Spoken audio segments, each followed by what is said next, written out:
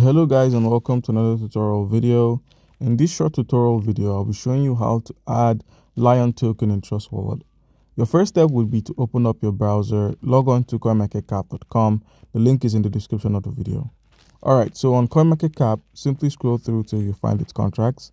And where we have HECO and the drop down that says more, click on this and copy it BNB Smart Chain. The reason we're copying or going with its BNB Smart Chain is to avoid paying high gas fees or commissions for this token and its transactions. Now minimize and open up Trust Wallet. With Trust Wallet opened up, the search icon at the top, use this search icon to find the Lion token.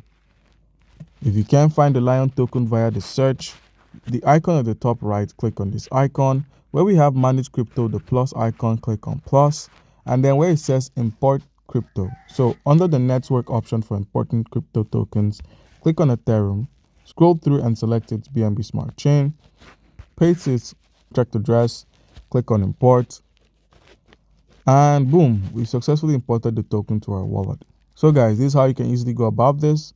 Comment down below if you have a question concerning how we can go about any of this and you'll be given an answer. Thank you.